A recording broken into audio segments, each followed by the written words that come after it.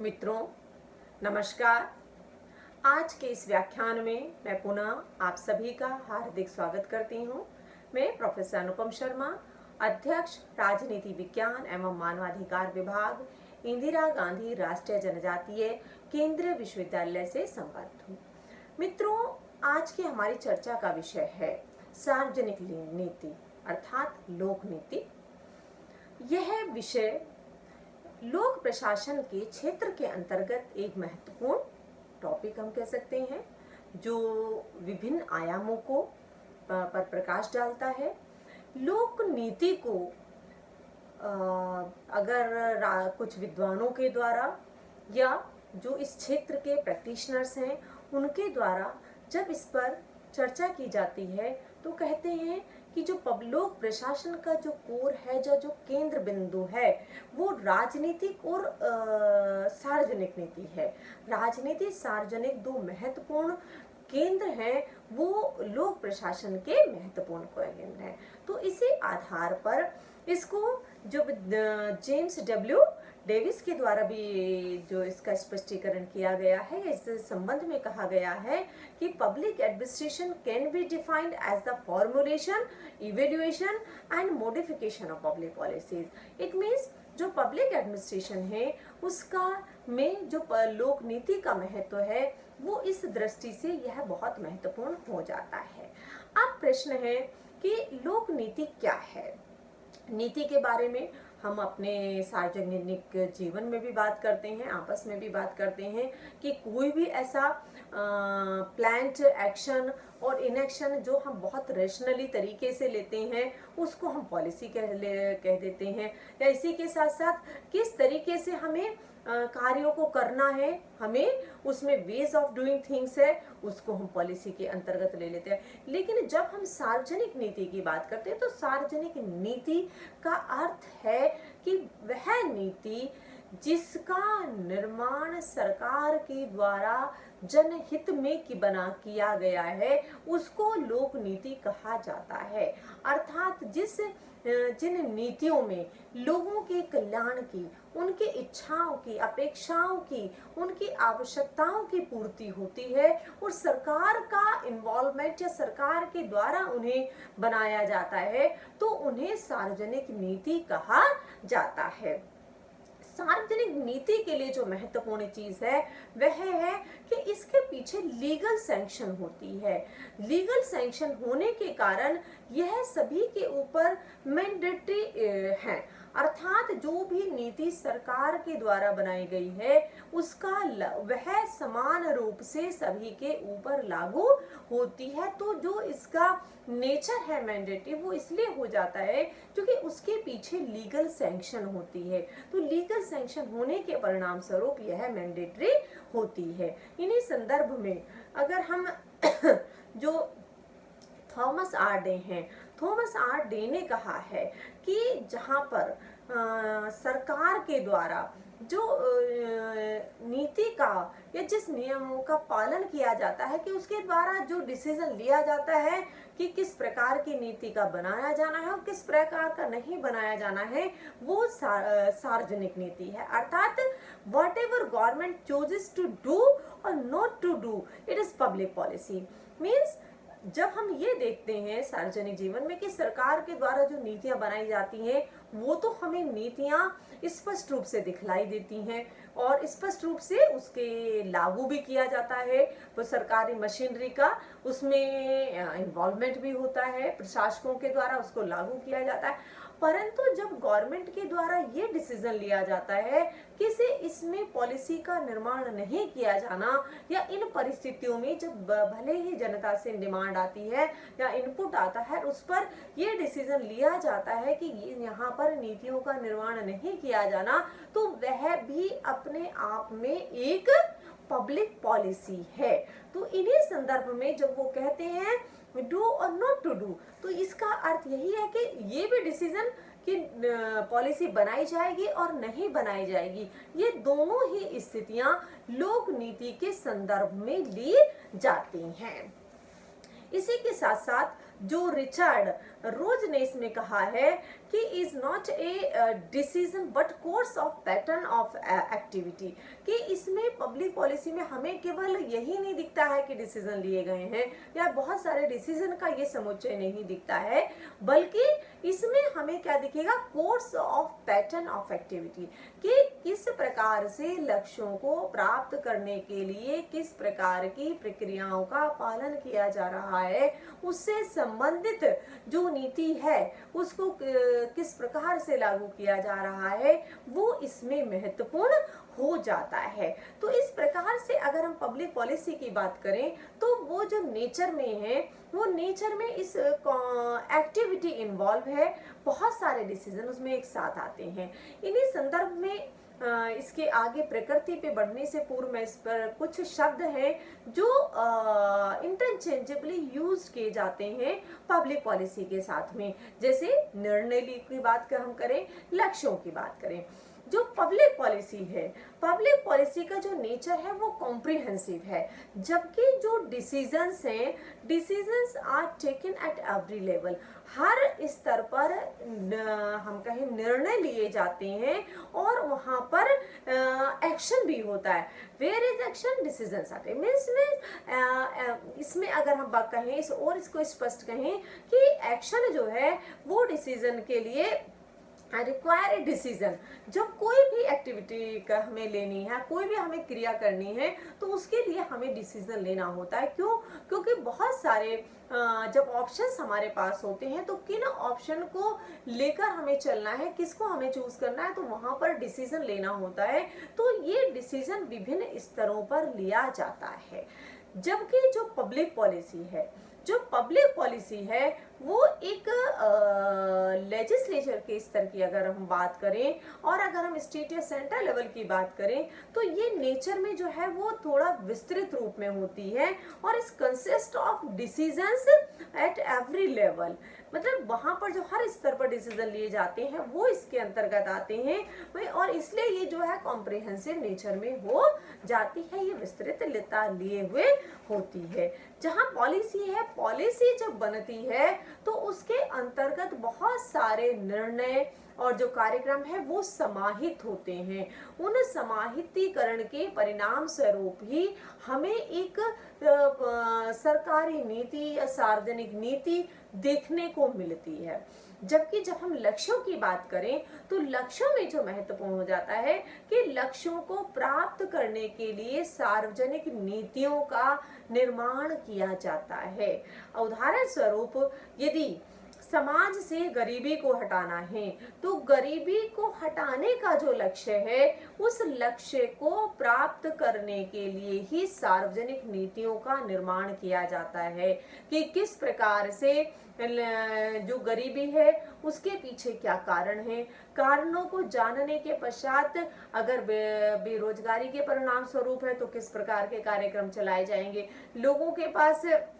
खाने की अगर उन्हें आवश्यकता है तो किस प्रकार से उन्हें प्रदान की जाएगी, लोगों के पास जो और आवश्यकताएं हैं उन्हें कैसे प्रदान किया जाएगा। तो इन संदर्भों में जब एक नीति का निर्माण किया जाता है तो वह सार्वजनिक नीति हो जाती है, अर्थात यह लक्ष्यों को प्राप्त करने के लिए सार्वजनिक नीतियां जो हैं वो बनाई जाती हैं। इन संदर्भों में अगर हम लोक नीति की बात करें तो लोक नीति जो है वो लॉन्ग लास्टिंग है, मतलब एक लंबे चलने वाली प्रक्रिया होती है। हम जब लोक नीति बनकर हमारे समक्ष आ जाती है तो तब हम उसके स्वरूप को देखते हैं कि ये नीति, लेकिन उसकी जो प्रक्रिया है वह प्रक्रिया काफी पहले शुरू हो चुकी होती है और जो सामाजिक संदर्भ होते हैं उनको समाहित करते हुए जो उनके संदर्भ में जो पहले पॉलिसी बनी है उनका फीडबैक उसमें समाहित करते हुए इन नीतियों का निर्माण किया जाता है।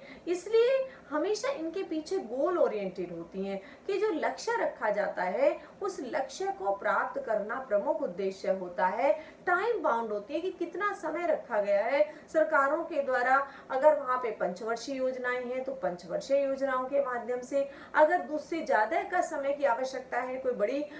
लक्ष्य है तो बड़े लक्ष्य को दृष्टिगत रखते हुए हुए उसमें अधिक समय लिया जाता है। तो इस प्रकार से जो पब्लिक पॉलिसी का अर्थ है उनको विभिन्न विद्वानों के द्वारा जो परिभाषित किया गया है उसके आधार पर यह निष्कर्ष निकाला जा सकता है। सार्वजनिक नीति को जब हम लोक प्रशासन का महत्वपूर्ण भाग के रूप में इसका अध्ययन करते हैं तो उसका जो लोक प्रशासन का विषय के रूप में जहाँ से उदय हुआ है, जहाँ से विकास हुआ है, उन संदर्भों में हमें देखने की आवश्यकता है, क्योंकि लोक प्रशासन एक अभी हम कहें ऐसा विषय है जिसकी अभी जो यात्रा है लगभग 140 वर्ष से भी कम की है। तो ये जब यात्रा अभी छोटी है तो किस प्रकार से यह सार्वजनिक नीति महत्वपूर्ण विषय के रूप में उभर कर आ रहा है, क्योंकि जब विषय का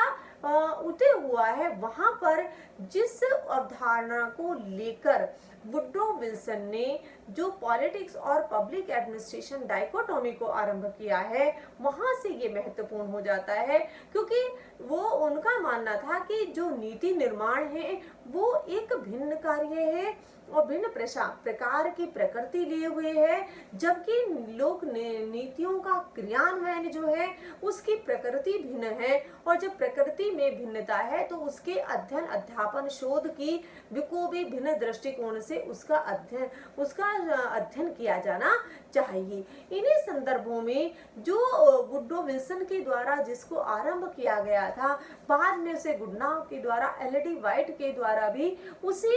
अवधारणा को स्वीकार करते हुए उसको आगे बढ़ाया गया था। अर्थात लोक प्रशासन के द्वारा नीतियों का निर्माण क्रियान्वयन किया जाता है और राजनीतिज्ञों के द्वारा नीतियों का निर्माण किया जाता है। दो अलग अलग क्षेत्र हैं, और जब ये दो अलग अलग क्षेत्र हैं तो इन दोनों क्षेत्रों के लिए अध्यापन की और हम कहें अध्ययन की, शोध की विधियां भी अलग अलग है, उनका क्षेत्र भी अलग अलग है, उनका लक्ष्य भी अलग अलग है। तो इस अवधारणा को आरंभ किया गया था, परंतु इसमें जो हम बदलाव देखते हैं वो बदलाव हमें द्वितीय विश्व युद्ध के पास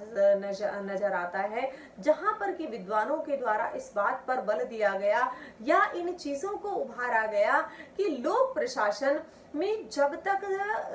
वैज्ञानिक अध्ययन नहीं किए जाएंगे तब तक उसको वैज्ञानिक नहीं बनाया जा सकता। इसलिए उसमें जो परिवर्तन है, जो परिवर्तन की लहर द्वितीय विश्व युद्ध के पश्चात व्यवहारवादी उपागम के पश्चात आरंभ हुई थी कि विषय को वैज्ञानिक बनाने पर अधिक से अधिक बल दिया जा रहा था। तो उन्हीं संदर्भों में जो इस क्षेत्र में विद्वान थे, प्रैक्टिशनर थे, शोधार्थी थे, उन सब के द्वारा इस बात पर बल दिया गया कि किस प्रकार से इस विषय को और सारगर्भित बनाने के लिए इसमें नवीन चीजों का समावेश किया जाना चाहिए।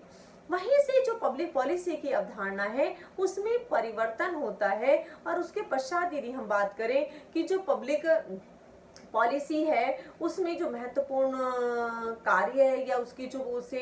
एक्सप्लेन किया गया है, पॉल एपिलबी ने जैसे कहा कि पॉल एपिलबी और लूथर गुलिक हैं इस क्षेत्र में जिन्होंने दोनों को कहा कि बोथ कांट बी सेपरेटेड, कि जो पब्लिक एडमिनिस्ट्रेशन है और पॉलिटिक्स है दोनों को हम अलग नहीं कर सकते। नीति का निर्माण और नीतियों का क्रियान्वयन इन दोनों को अलग नहीं किया जा सकता। पॉल एपिलबी कहते हैं कि जो प्रशासक है वो भी सभी प्रशासक राजनीतिज्ञ भी होते हैं। इसी के साथ साथ जो पब्लिक एडमिनिस्ट्रेशन का जो एसेंस है वो पब्लिक पॉलिसी है। तो जब ये सारी चीजें हैं, public administration is public policy है, तो पब्लिक पॉलिसी को जब हम इसमें अध्ययन करते हैं तो उस अध्ययन के अंतर्गत किस प्रकार से पब्लिक पॉलिसी के निर्माण को अलग करके नहीं रखा जा सकता। तो इस प्रकार जो सेकेंड वर्ल्ड वॉर के बाद की जो अवधारणा है उसमें उन द्विभाजन की अवधारणा को अस्वीकार करते हुए इन दोनों के मध्य संबंध स्थापित किया गया है, अर्थात विभिन्न विद्वानों के द्वारा, शोधार्थियों के द्वारा और जो भी अकादमिक जगत में विद्वान है उन्होंने जो विषय को आगे बढ़ाया है उनको उन्हीं संदर्भों में बढ़ाया है कि जो लोक प्रशासन है और जो राजनीति है उन दोनों में गहरा संबंध पाया जाता है, और जब इन दोनों में गहरा संबंध है तो लोक नीति में जहां लोक नीतियों का निर्माण है, क्रियान्वयन है, उन दोनों में भी संबंध स्थापित हो जाता है। अगर इस परिप्रेक्ष्य में हम सार्वजनिक नीति की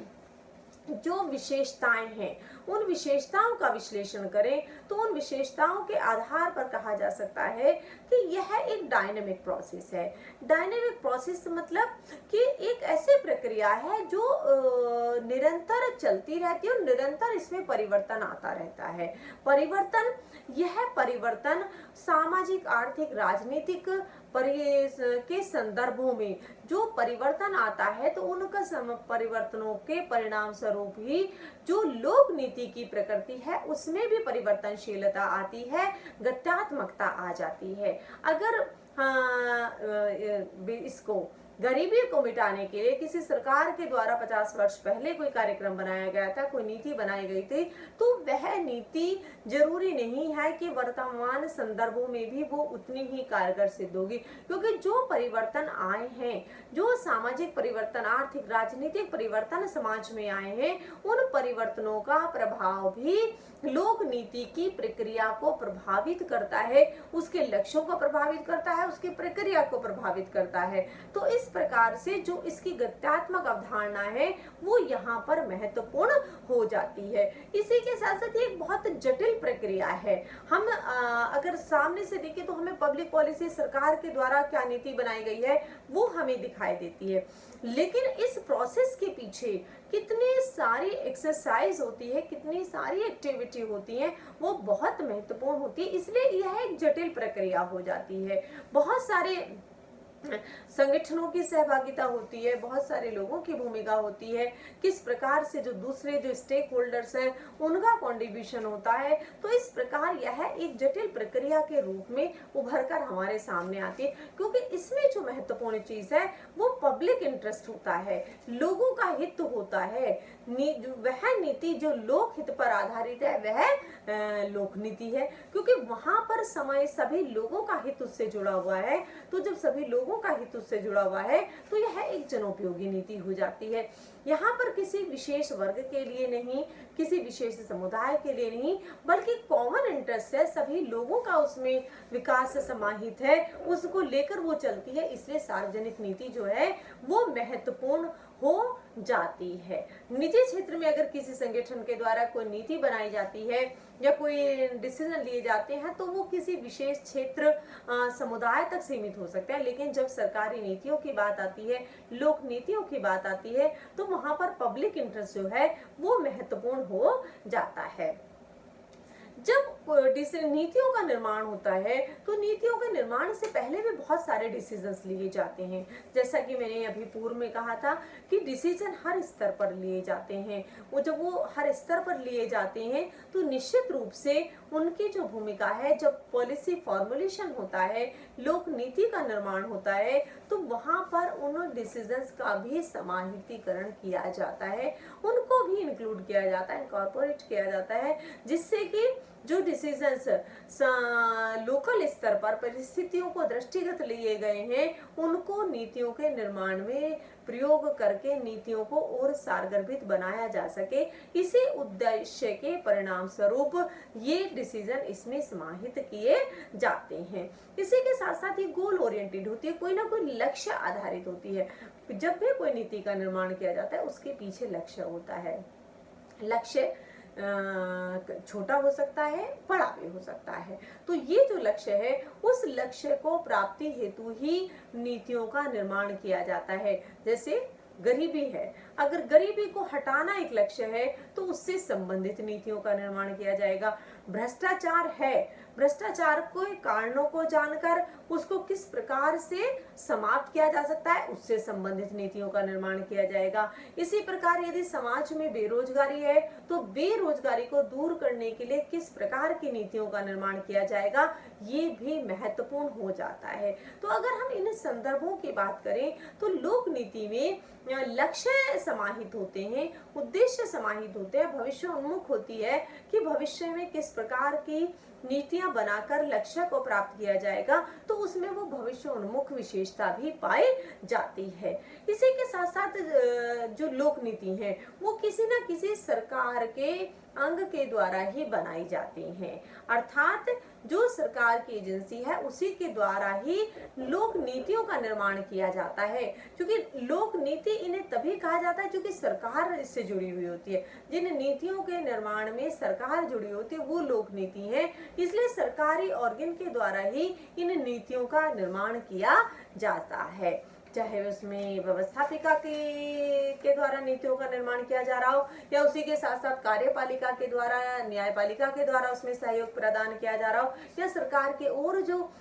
समाज के में इस तरीके के अंग होते हैं उनके द्वारा अपना भूमिका का निर्वाह किया जा रहा हो। तो इस प्रकार से ये महत्वपूर्ण हो जाती है। नीतियों के निर्माण में यद्यपि हमें दिखलाई देता है कि यह एक सरकारी प्रक्रिया है, सरकार के द्वारा ही नीतियों का निर्माण किया जाता है, परंतु प्रत्यक्ष और अप्रत्यक्ष रूप से बहुत सारे संगठनों का, बहुत सारे क्षेत्रों का इसमें भूमिका पाई जाती है। हम बात करते हैं नीतियों के निर्माण में तो दबाव समूह की भूमिका होती है, मीडिया की भूमिका होती है, दूसरे राजनीतिक सत्तारूढ़ दल के अतिरिक्त जो राजनीतिक दल होते हैं उनकी भूमिका होती है, सिविल सोसाइटी की भूमिका होती है। तो ये वो सारे भाग हैं जो नीति निर्माण में प्रत्यक्ष एवं प्रत्यक्ष रूप से भाग लेते हैं और प्रभावित करते हैं। फॉर एग्जाम्पल, अगर दबाव समूह को नीति निर्माण में भाग लेने का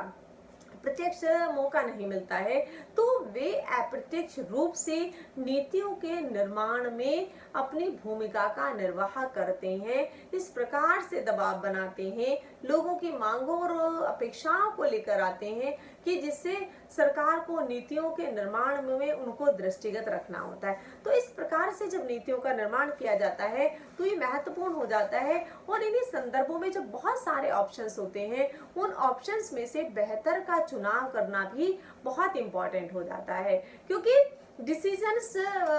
लेना, डिसीजंस कैसे लिया जाए और उन्हीं संदर्भों में आगे नीतियों का निर्माण किया जाए। बहुत सारे जब डिसीजंस होते हैं जो नीतियों के निर्माण के दौरान लोक प्रशासकों के द्वारा उपलब्ध कराए जाते हैं, तो उन संदर्भों में यह महत्वपूर्ण हो जाता है कि किस प्रकार से बेस्ट मीन जो है उसको लिया जाए, या पॉसिबल मीन जो है उसको लिया जाए, उसको अडॉप्ट किया जाए उसके गुणों और दोषों के आधार पर। तो इस तरीके से ये जो प्रक्रिया है ये उनको महत्वपूर्ण स्थान इसमें प्राप्त होता है। इसमें एक्शन होता है, रिजल्ट इन एक्शन, क्योंकि क्रिया होती है। केवल लक्ष्य निर्धारित कर लेना ही महत्वपूर्ण नहीं है, उन लक्ष्यों को प्राप्त करने के लिए जिस प्रकार की लोक नीति के माध्यम से क्रिया को अपनाया जाता है वो महत्वपूर्ण हो जाती है। इसलिए इसमें एक्शन इंपॉर्टेंट होता है कि लक्ष्य को प्राप्त करने के लिए जिस प्रकार की क्रिया का पालन किया जाता है या उसे अपनाया जाता है तो वो उसमें महत्वपूर्ण हो जाती है। अब सरकारों के द्वारा जो भिन्न भिन्न प्रकार की नीतियों का निर्माण किया जाता है उनको अगर हम मोटे तौर पर कैटेगराइज करें तो उनको 4 श्रेणियों में विद्वानों के द्वारा रखा जाता है। 4 श्रेणियों में रखने का अर्थ है कि सरकार के द्वारा जो भी नीतियां बनाई जाती हैं उन नीतियों का वह 4 प्रकार की होती हैं, जिसमें समाज कल्याण भी होता है, लोगों का कल्याण समाहित होता है, सभी क्षेत्रों में महत्वपूर्ण भूमिका होती है। तो जो सबसे पहली नीति की हम बात करते हैं, सब्सटेंशियल पॉलिसी की बात करते हैं, सारगत नीति की बात करते हैं, उसी को अगर दूसरे शब्दों में तात्विक नीति भी कहा जाता है, कि उन नीतियों का संबंध जहां पर पूरे समाज से होता है उनको हम सारगत नीति के अंतर्गत रखते हैं। अर्थात वे नीतियां जो समाज के सभी वर्गों पर समान रूप से एप्लीकेबल होती हैं, लागू होती हैं, उनको इन नीतियों के अंतर्गत रखा जाता है। फॉर एग्जाम्पल, कानून है, कानून व्यवस्था से संबंधित है, या इसी के साथ साथ बेरोजगारी मिटाने का एक टारगेट लिया है। तो इस प्रकार की जब नीतियां बनाई जाती हैं तो वो इस कैटेगरी में होती है क्योंकि वहां पर वे समाज के सभी वर्गों पर समान रूप से लागू हो रही हैं, उनका उद्देश्य एक होता है, इसलिए ये महत्वपूर्ण हो जाती हैं। इसी के साथ साथ जो नियंत्रक नीतियां हैं, नियंत्रक जैसा कि इसके शब्द और अर्थ से प्रतीत होता है कि नियंत्रक जहां पर सरकार के द्वारा कुछ क्षेत्रों में अपना नियंत्रण बनाए रखने के लिए इस प्रकार की नीतियों का गठन किया जाता है। व्यापार के क्षेत्र में है, सुरक्षा के क्षेत्र में है, जनोपयोगी नीतियों का जो निर्माण किया जाता है, उन नीतियों को इस क्षेत्र के अंतर्गत रखा जाता है। इसी के साथ साथ जो डिस्ट्रीब्यूटिव वितरक नीतियां हैं, ये वो नीतियां हैं जो समाज के विशेष वर्गों के लिए बनाई जाती हैं। देखिए, जो लोक नीति है, उनके जब हम अभी विशेषताओं की बात कर रहे थे तो उसमें हमने स्पष्ट रूप से देखा था कि किस प्रकार से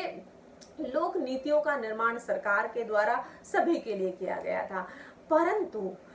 समाज की सामाजिक, आर्थिक, राजनीतिक परिस्थितियों को दृष्टिगत रखते हुए सरकारों के द्वारा इस प्रकार के सकारात्मक कदम उठाए जाते हैं, अफर्मेटिव एक्शंस लिए जाते हैं, जिससे कि समाज के उन वर्गों का जो अभी तक मुख्य धारा से पीछे हैं या जिन्हें सरकार के आर्थिक सहायता की आवश्यकता है, या समाज का वह वर्ग विशेष रूप से जैसे बच्चे हैं, महिलाएं हैं, वृद्ध हैं, या और इस तरीके का वर्ग जो किन्हीं कारणों से अभी तक समाज में पीछे छूटा रह गया है, उनको मूलभूत आवश्यकताएं उनकी पूरा करने के लिए सरकार के द्वारा जिन नीतियों का निर्माण किया जाता है, उनको इसके अंतर्गत रखा जाता है। तो इस प्रकार से लोक नीति इन संदर्भों में महत्वपूर्ण हो जाती है। जो इसका अगला प्रकार है, जो नेक्स्ट है, जब हम उसकी बात करते हैं, रीडिस्ट्रीब्यूटिव टाइप है। पुनः वितरक प्रकार की जो नीतियां हैं, ये वो नीतियां हैं जो समाज के सामाजिक, आर्थिक, राजनीतिक विकास को लेकर बनाई जाती हैं। अर्थात जब देश में जनता की विकास को दृष्टिगत रखते हुए जिस प्रकार की नीतियों का निर्माण किया जाता है, कदम उठाए जाते हैं, उनको पुनः वितरक नीतियों के नाम से जाना जाता है। अगर इन संदर्भों में हम विश्लेषण करें, विशेषकर उन देशों का जो विकासशील देश हैं या अर्ध विकसित देश हैं, जिनमें विकास की अपार संभावनाएं हैं या विकास की प्रक्रिया के दौर से गुजर रहे हैं, तो वहां पर उन समाजों की तुलना में जो पहले से ही विकसित हो चुके हैं, उनकी तुलना में इन देशों में इस प्रकार की नीतियों का अधिक निर्माण किया जाता है, जिससे कि जो लक्ष्य है उसको प्राप्त किया जा सके। क्योंकि समाज में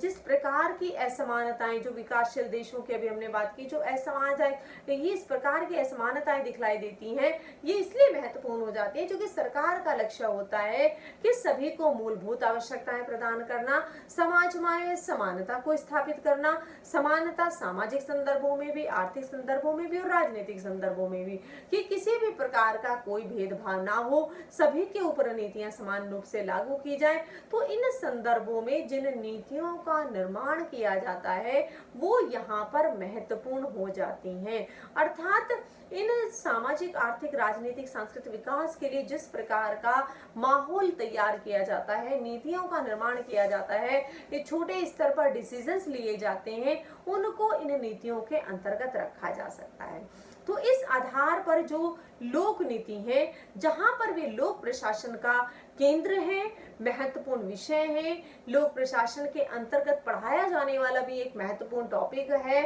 और इसी के साथ साथ जो उसके केंद्र में है, क्योंकि लोक प्रशासन के अंतर्गत जब नीतियों के क्रियान्वयन की बात होती है, तो उसके निर्माण को भी अलग नहीं किया जा सकता। तो किस प्रकार से वो संबंधित है, क्या उनमें संबंध है, किस प्रकार से समाज के, सरकार के विभिन्न ऑर्गन जो होते हैं, विभिन्न संगठन जो होते हैं, किस प्रकार उसमें प्रतिभाग करते हैं, किस प्रकार वह लक्ष्य आधारित भविष्य उन्मुख बन जाती है, कॉम्प्रिहेंसिव हो जाती है, इसी के साथ साथ वह लोगों के विकास से संबंधित होती है। तो इन सब पर जो चर्चा की गई है, और इस प्रकार से सरकार के द्वारा जो विभिन्न प्रकार की नीतियों का निर्माण किया गया है, उनको इन 4 प्रकार की नीतियों के अंतर्गत रखते हुए लोक नीति को बेहतर तरीके से समझा जा सकता है। इसी के साथ आप सभी का बहुत बहुत धन्यवाद।